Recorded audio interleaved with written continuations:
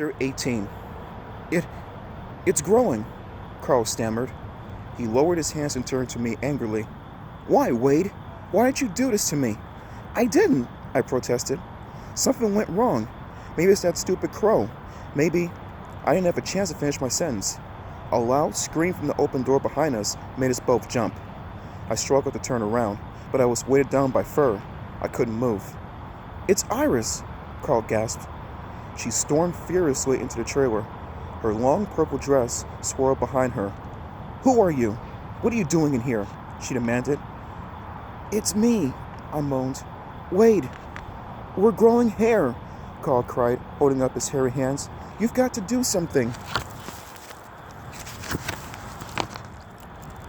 Iris's mouth dropped open. She grabbed a clump of my fur in one hand and gave it a tug. Ouch! I cried. Oh my, Iris murmured. She took a step back, her eyes moving from me to Carl. I can't breathe under here, I choked out. And it's 200 degrees. Do something.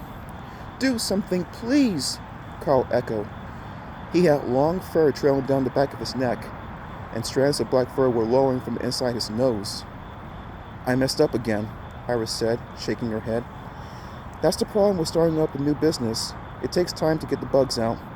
Don't say bugs, I murmured. I knew my fur was crawling with them. Suddenly, my knees gave out. They couldn't carry the weight anymore. I sank to the floor. I can't breathe, I moaned. The hair, it's smothering me. I can't see. I heard Iris cross the room. I heard Maggie call excitedly. I'm trying another spell, Iris announced. I'll try something fast-acting. I already tried something, I wailed. Iris gasped.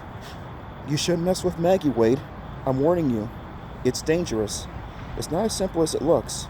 There are rules. Please, I begged. Hurry. Silence for a few moments. I heard the squeak of the cage door opening. I heard the flutter of Maggie's wings. More silence. More silence. And then I began to itch. Oh no, I thought. She brought back the itching spell. I'm buried under 2 tons of hair, and I'm going to start itching to death. But no. The fur pulled up, away from my eyes. I suddenly felt lighter. I sat up. My arms itched. My legs itched. My whole body itched. Because the fur was sliding into my skin. I sat on the floor in stunned amazement, feeling the hair slide into me, growing smaller, smaller, as if someone had thrown a hair growing video into rewind.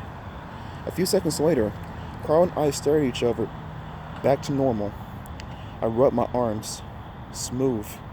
I rubbed the back of my neck, hair-free. I felt so light, light as a bird. Carl pulled me to my feet. We both cheered happily. Still holding the crow in her palm, Iris shook her head unhappily. Sorry, she murmured. I'm so sorry.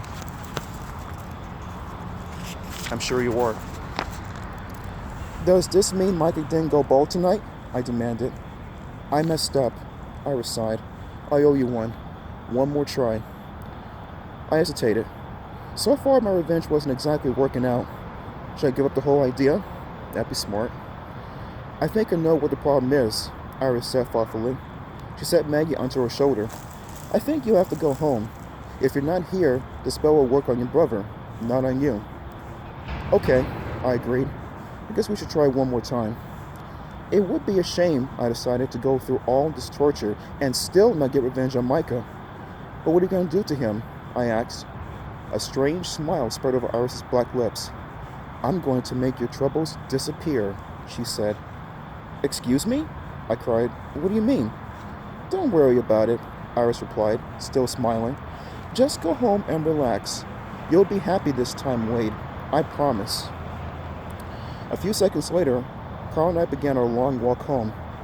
It felt so good to be back to normal, not to be weighed down by a ton of fur. But I still felt troubled. Disappear? I thought. What does she mean, make my troubles disappear? We'll find out what it means next time in Chapter 19. This is John B., a.k.a. Smooth Chocolate here. Have a good rest of the day, and bye-bye. Love you.